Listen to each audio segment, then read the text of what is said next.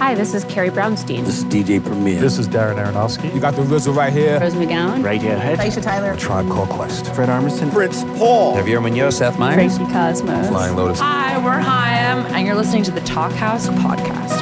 Ow! What's up? I'm Elia Einhorn. Welcome back to the Talkhouse Podcast. My guest today is Keenan Kush, Talkhouse Operations Manager. And we have a very, very cool show for you today, recorded live at Travelers Rest Festival. Lucy Dacus of boygenius and Dave Depper of Death Cab for Cutie. Keenan, you are on the ground out in Missoula, Montana at Travelers Rest Festival. Tell our listeners about the scene there, man. So this conversation was recorded backstage at Travelers Rest, and this is a festival out in Missoula, Montana. Listeners, picture a wide open blue sky surrounded by the most beautiful mountains you've ever seen. This is the setting out there. Man, I'm in. Travelers Rest is curated by the legendary indie rockers, the Decemberists, who both Lucy Dacus and Dave Depper have actually opened for. It's so cool when artists curate their own festival. It's a pretty rare thing. We've got Justin Vernon, a.k.a. Bon Iver, who does, is it Eau Claire? I believe so. And we've got 100 Waters, who do the fantastic and very small Form Festival in Arcosanti. Each of these artist festivals is an antidote towards the rise of this sort of monolithic, absolutely bland, over-corporatized mega festival that's come to dominate every summer in America. Preach, Elia, preach. Now, it must be said that Lucy Dacus is absolutely slaying as one-third of boygenius, and with the new Death Cab for Cutie album out as well, we had to pair these two at the festival. boygenius's self-titled EP recently received Best New Music on Pitchfork. There is a lot of hype and excitement about this group. It's being called a supergroup. The three members are Lucy Dacus, of course, along with Phoebe Bridgers and Julian Baker. Now, all three of these artists also perform solo. They're all fantastic singer-songwriters, and Lucy Dacus has not only released boygenius music this year, but also her own record. Historian, her sophomore joint, just dropped in March of this year. Now, Dave Depper, you may not recognize his name, but you definitely know his music. He's been a sideman with Ray LaMontagne, Corin Tucker, Robin Hitchcock, and most recently Death Cab for Cutie, where he actually made the transition from Sidemen to officially being in the band in 2016. Right. He has played with some amazing artists. And Dave, of course, releases his own records under his name. The most recent was Emotional Freedom Technique. That came out in summer 2017. And just recently, we had the new Death Cab for Cutie record, Thank You for Today, released just a few months ago. And Ben Gibbard joined us on the podcast when it dropped. Of course. Keenan, when you came back from the fest and sent me the audio from this session, I had so much fun listening to Lucy and Dave. They talk about a wide range of topics, but mostly things that have to do with being a hard-working, on-the-road musician. Yeah, both of them each share their unique perspectives as touring musicians. We hear about Dave going from literally quitting the music industry to suddenly playing on Letterman. And the anxiety of performing and how beta blockers can help with that. These two are very into beta blockers. Oh, yeah. We hear about the Sidemen's Guild of the United States. Oh, the Sidemen's Guild, yes. And Lucy actually gives Dave a live tarot reading. This is only our second tarot reading on the podcast, Keenan, following Alejandro Jodorowsky reading Darren Aronofsky's tarot. So they're in legendary company on this one. Of course. They also cover night terrors on the tour bus, purposely tuning out the music industry, and so much more. Should we roll the tape? Let's do it. How have you been? Oh, I've been good, thanks. I've forgotten that we're not actually getting asked any questions. Yeah, we just have to talk. I feel like I should point out that this is an auspicious day because I think we met exactly 1 year ago today. Yeah, on the 4th, at Pickathon. At Pickathon. Was it the 4th? I think it was the 4th. Okay. Today's the 4th? Yes. Okay. Well, happy anniversary of knowing each other. That's great. I'm glad this is on tape. Me too. Yeah. Your album came out in May? March. But very close. Okay. It's one of my favorite records of the year. I'm not just saying that. That's nice. I've listened to it a lot. I've put Night Shift on a lot of playlists for people. Sick. I would say mixtapes, but that would be lying. Sad people. Sad people. Breakup people. Yes. Well, how's it gone since then? Have you been on the road kind of nonstop? Yeah. We're about a month in right now. But as I've been remarking, like, it doesn't really feel that bad. I have such a great band who I love, and so we all like to do fun things. Like I was telling you, we went and saw Devil's Tower. We went to Wall Drug. We wanted to go to Deadwood, but we didn't do that. How out of the way was Devil's Tower for you, for your drive? It was only like, I think it added almost an hour to the drive. So it's kind of a commitment, but honestly, it's like, that's the type of thing that you remember from a tour. Absolutely. Like shows are pretty monotonous. Like you go to different cities, but you often like eat at a restaurant that's pretty similar to the last restaurant, and you're at a venue that has kind of the same accommodations as the last venue. Yep. And you know it. Oh, yeah. You toured a lot. How long have you been touring? Like in my life? In your life. I think I started in 2005, so 13 years. Yes. So your touring musician life as a teenager. Yeah, it's almost old enough to drive, I guess. Wow. It can see PG-13 movies now. It's angsty. It's angsty. It's rebelling. Yeah, its body is going through changes. It's starting to wonder about girls or boys. You know, we're not sure yet, but we're gonna find out. But I miss that so much about van touring. Bus touring is amazing in a lot of ways, but you know, you just wake up in a parking lot or behind a club every day, and there's no going to see Devil's Tower or anything like that. And some of my best memories ever are doing that. So I'm glad you're getting to do that. Yeah, me too. And the squad I'm with, Ricardo Lagmasino plays drums with us. Dominic Angelello plays bass, and Jacob Lizard plays guitar. I feel like I don't say their names enough, so I'm trying to make a more concerted effort to tell people who they are. Good. The Sidemen's Guild of the U.S. appreciates that, I'm sure. Are you in that guild? I used to be. I'm a scab now because I actually joined the band, but I, up until 4 years ago, was always the person that had to get mentioned after the fact on the podcast. Right. Yeah. So well, this is before the fact. This is before. We haven't even said the fact yet. Yeah.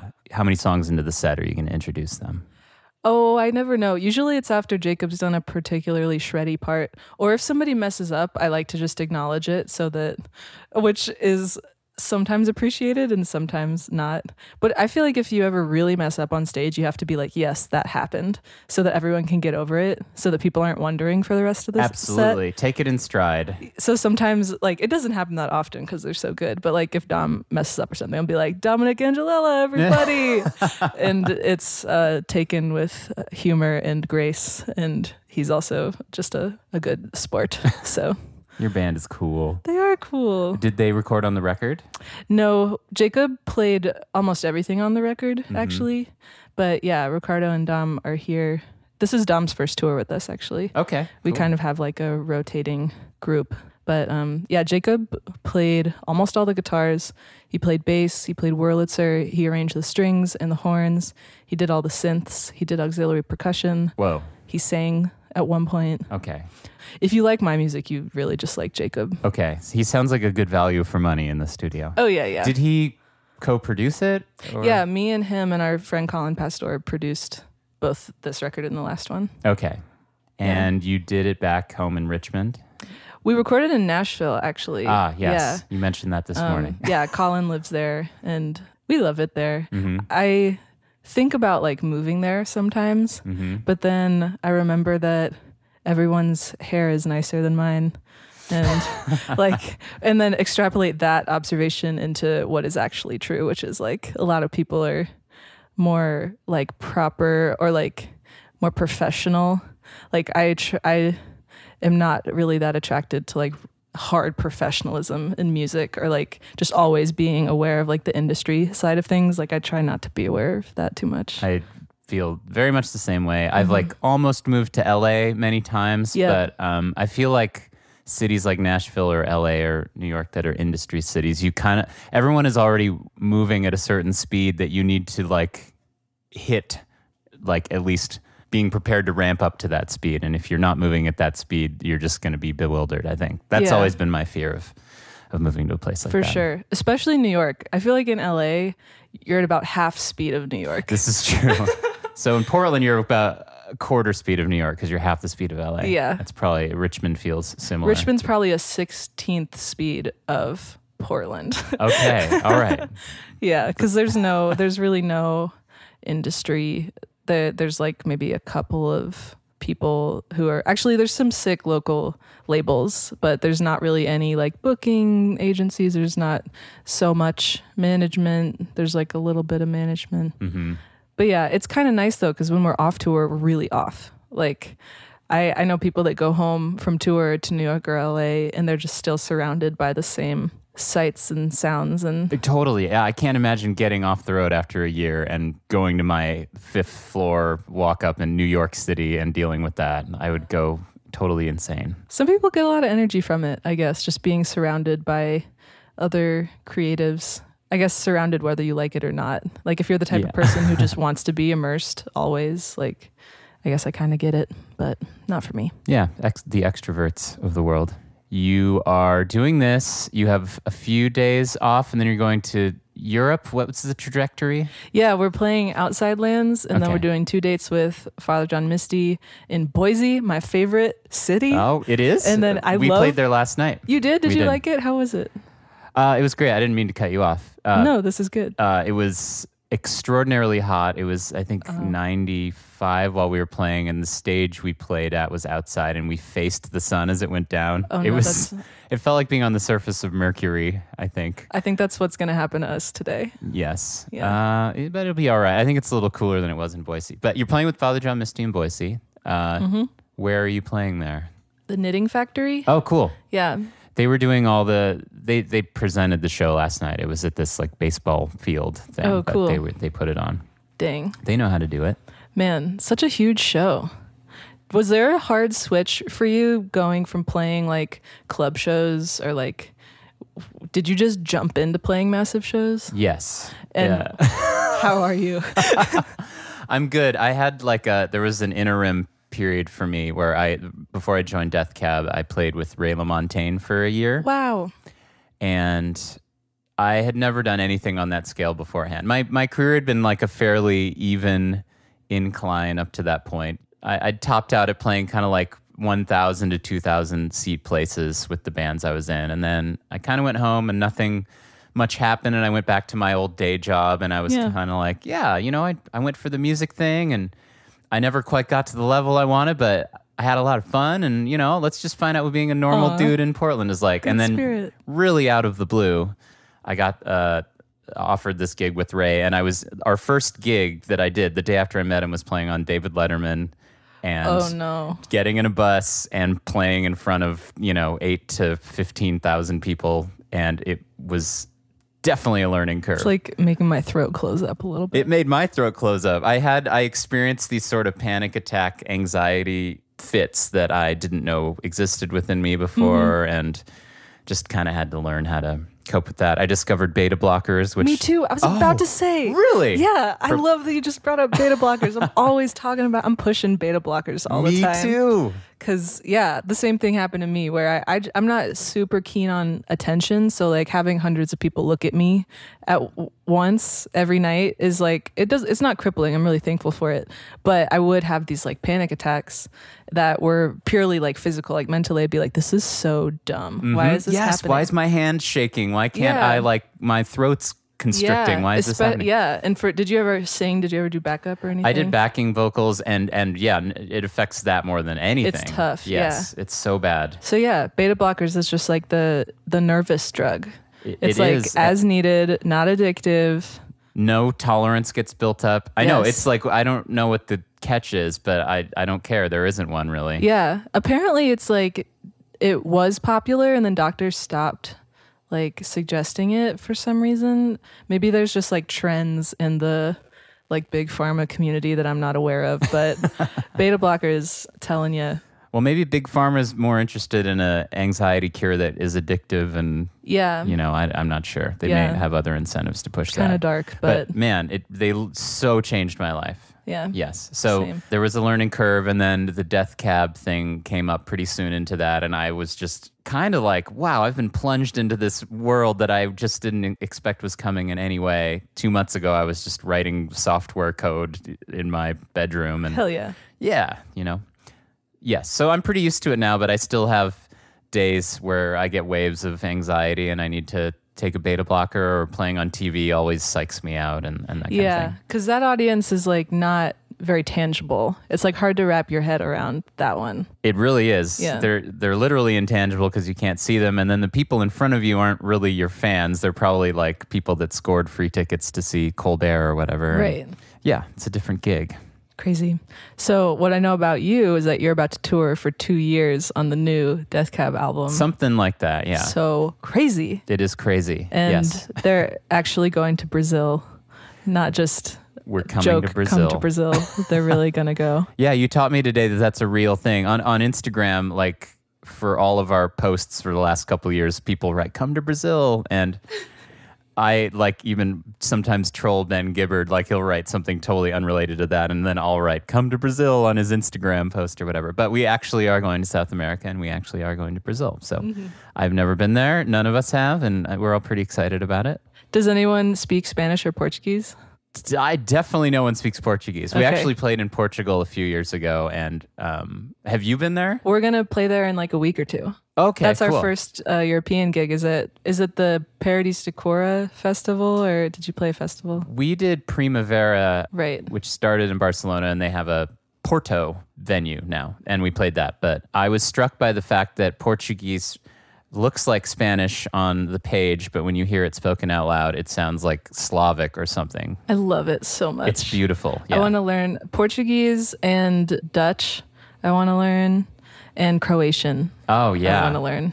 I have no idea what Croatian even sounds It's kind of like Italian plus Russian, like Polish, maybe a little bit Germanic. Okay. This is me being dumb, actually. This is me not really knowing what it is or where it comes from, but it's very cool looking. Yeah, I've seen it written, and we played in Zagreb a couple years ago, but I just, yeah, it went over my head. Like the most beautiful place. Portugal and Croatia, I think, are like definitely top 3. Yeah, they're both amazing. That's funny you mentioned Dutch. I've sort of been obsessed with the idea of learning Dutch as well, except it seems very useless because everyone in the Netherlands speaks perfect English, and no other countries speak Dutch anymore, as far as I can tell. I guess South Africa sort of with Afrikaans, but it would be a lot of work for, I don't know, talking with people that would rather talk to you in English. Just occurred to me that people are probably tuning in trying to hear about the new Death Cab album, and we're just like talking about different languages. So what did you eat at catering today?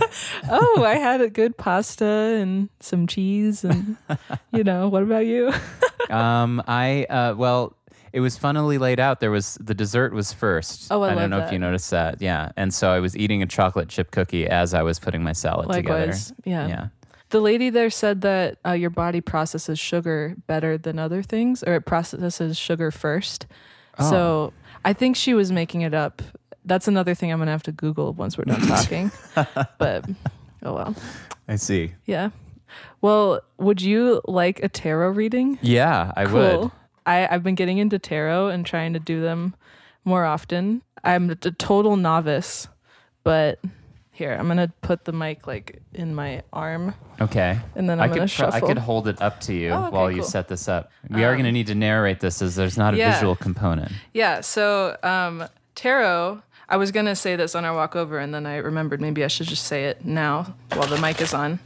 But I was raised Christian, and tarot was like something kind of evil because there's like pentacles on them and things. And so it's like, I'm never going to touch that. And then in December, my friend came over with a tarot deck, and I was like, maybe I should see if this is actually evil. And it's not. It's just paper and symbols, and it's just like anything else.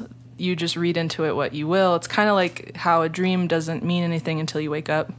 So like I am not very superstitious about this. But what's cool is that you can like bring a question to it or like just ask for guidance, and it kind of just shows you what you already know or what you already think in a cool way. Interesting. So again, you don't have to do this because it would be, you don't have to do it if you don't want to. No. But it is really fun. Do I need to approach this with a question? Well, yeah, if you have one, then you can do that. If you want a really general reading, we could do like past, present, future. We could do like mind, body, spirit, which is kind of like what you think that you're like, what other people think that you're like, and then how you truly are. Ooh, that one sounds fun. Yeah? Yeah. Okay, cool. It's the most social media sounding. Okay. Like you could just take a BuzzFeed quiz and like put it on your Facebook. What Jedi am I? Yeah. For the record, Lucy just fanned out the cards. She shuffled them, and now they're fanned out on the table in front of us. Mm-hmm. So, what my friend Colby taught me to do, she's the one that showed me tarot in the first place, is that you lay your hand on it and you have to touch all the cards before you pick them. So you're going to pick 3, and it'll be mind, body, and then spirit. Okay. So there's 1, mind, 2, 3. body. Nice. Spirit. Spirit. Oh, this is really no. good. It No, is? they're sweet. Okay. Okay, so the first one is not that good. It's the 9 of Swords, so it's like about nightmares and anxieties. We already talked about beta blockers though, so it's not like anything new. I have awful nightmares all the time. Oh, no. And a lot of anxiety. So oh my god. this- Well, me too actually. This is kind of eerie. I have like crazy night. Do your night? We don't have to talk about your No, nightmares. let's but get into it. Do you have like nightmares that are about your life? Or are they like narrative? Like I guess they seem to have very little bearing on my life. Like I don't have anxiety dreams about performances or anything. They tend to be very specific, kind of horrifying situations, like being literally chased and then torn apart by a bear. yeah. Or there's a person with their back to me in a chair and I know something's terrible about them and I don't know, and they turn around really fast and their face is rotting off. Yeah. Something like that. Yeah, I resonate with that. I used to have dreams about like clowns chasing me as a kid. Yes. A recurring dream I used to have a lot was drowning in ink. What? Isn't that crazy? I used to have an irrational fear of ink as a Wow. kid. And it comes back every now and then, but even though it's terrifying, I kind of wake up and I'm kind of like, aw, that's like a little bit of my past self coming to terrify me. Wow. That's lovely. Like I'm so nostalgic that even that will like strike a chord. So yeah, so maybe you're just aware of this part and you think that you know about that part of your mind more than somebody else does. So your body is the Lovers, which is so nice. Okay. This is a major arcana, and so is your next one. But major arcana are like the heavy weighted cards of the deck. So even though the Swords one is here, the next 2 are the ones that are a little more true. So body, like the way people perceive you is that you're like open to the world, like you're really engaged. I mean, you can probably think of a lot when you think of like the Lovers, just like it's not just specifically romantic, though that's involved too. It's just somebody who can really connect and have almost like just a really meaningful connection to other people. So that's how people perceive you, which is Okay. so nice. That's great. I hope that's true. Yeah. And then the Fool, which sounds like a bad card, is your spirit, which is awesome. It's like the 0 card of the deck. It's the first one. And there's this fool who's like accidentally about to walk off a cliff. Yes. But Oh, that- yes, on the card. yeah, Yes, he is. you'll turn them so you can Okay. see them. He's got a little dog with him. Yeah. So that's just about like innocence and being open to the world and like basically the wanderer, or like you get into various things without really knowing what it's going to be. And so some people might think that that's really foolish, but it also indicates that you're going to have more experiences, not necessarily good or bad, but you're just going to get a fuller picture of what life is from your willingness to go and find it. That feels very accurate. Yay. I would say actually out of everyone in the band going to a very foreign place, we're on kind of a spectrum of at one end not leaving the hotel and just eating a burger at room service, and I'm the kind of I'm going to find a mountain even if it's Yes. dangerous and I'm going to climb it kind of thing. And that's literally what that guy's doing. Okay. So All I right. think that's a The really Fool. good reading. I'm glad to be the fool. Especially Yeah. if it starts off kind of bad and gets better, that's always a fulfilling read, I think. Because it's like, yeah, sure, you have something dark about your life. Everyone does.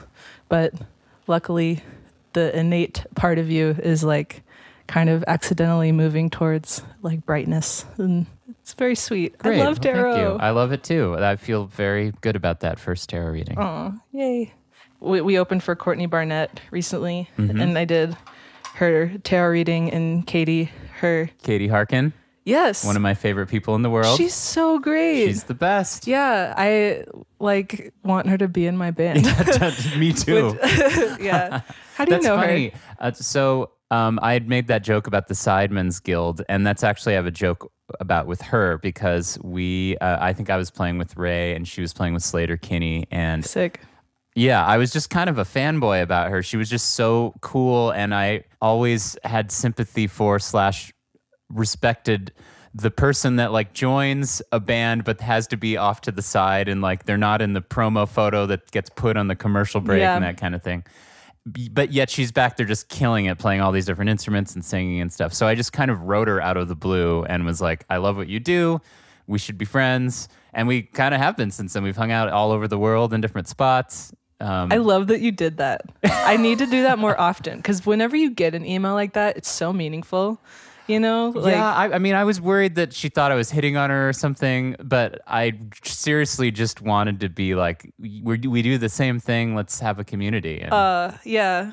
I feel the same way too. Is like being intentional about having a community is good because it's really easy again on the road to like your community to be as big as your band only because it's hard to like, you know, meet people and stay in touch because you're never like in the same place. So I try to do that too, like get people's numbers, send postcards and things like that. Yeah, that's awesome. Yeah, she is the best. So you read her tarot as well? Oh yeah. So read hers and Courtney's, and yeah, it was just a lot of fun. We like laid out a blanket in the parking lot and I was a little bit witchy about it.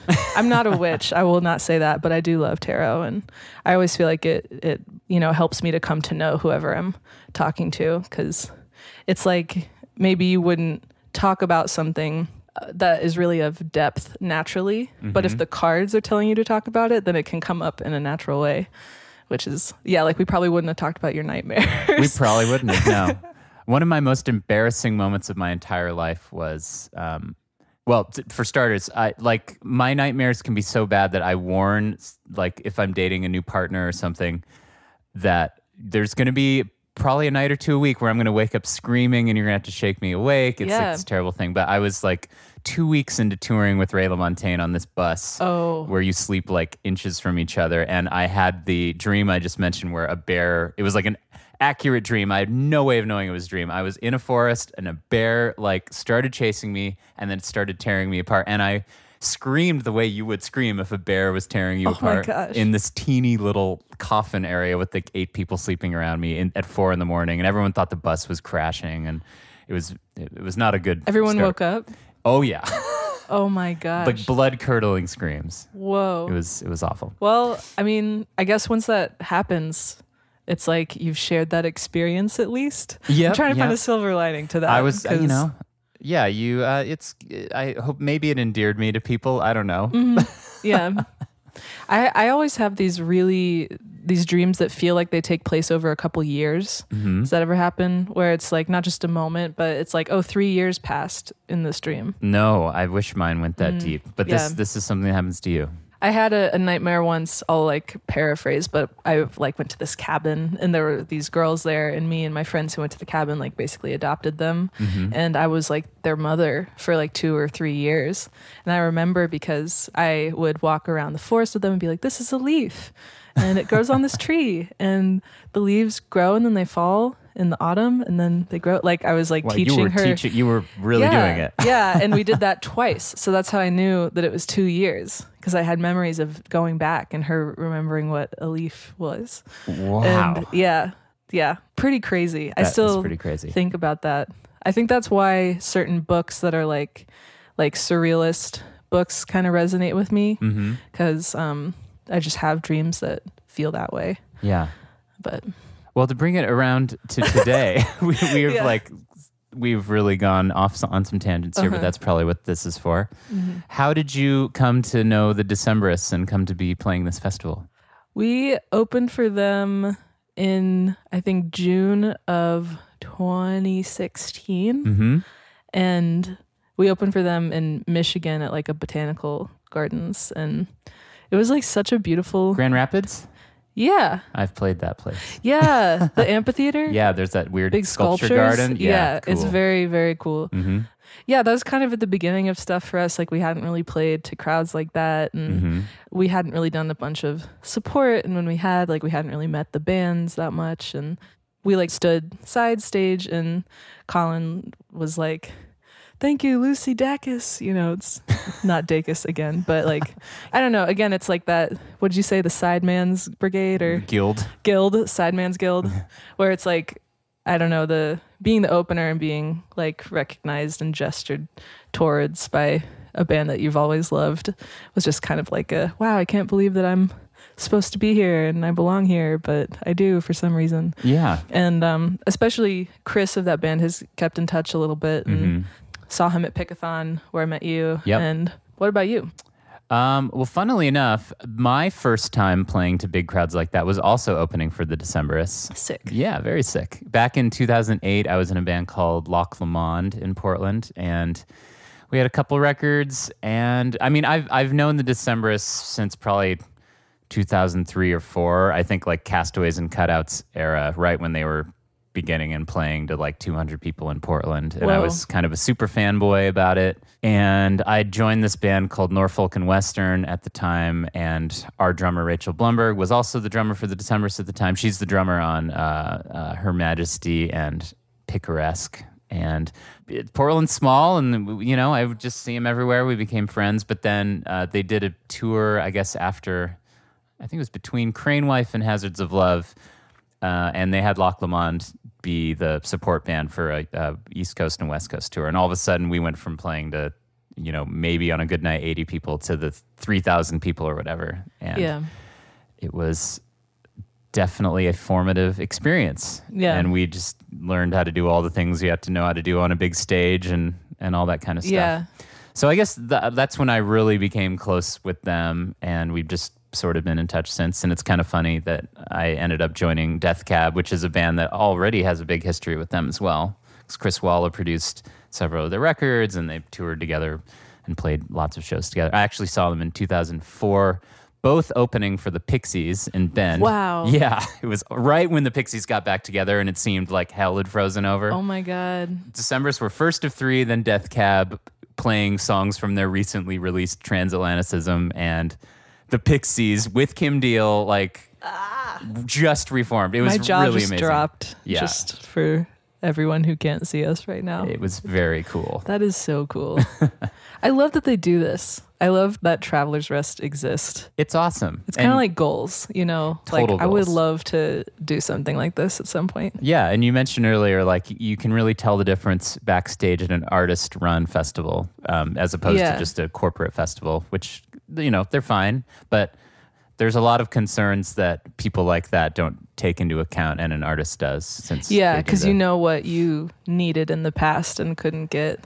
Exactly. I think the big difference is that everyone that is working backstage, like when you approach, like knows what's up.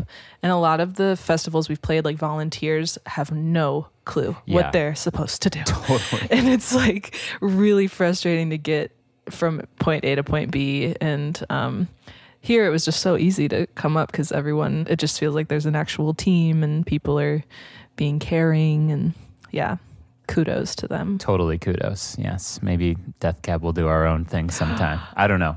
That's totally, that's coming out of my own head right now. Yeah. But that'd be a dream. Yeah.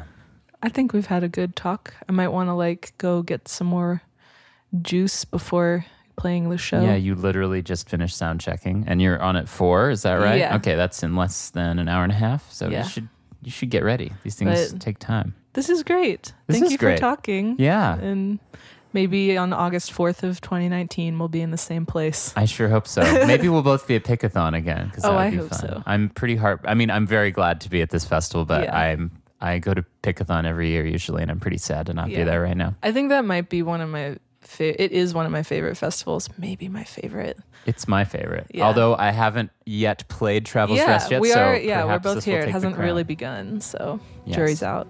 Okay, well, have a great set, Lucy. Ditto. Bye, everybody we can't see. Bye, Talkhouse people.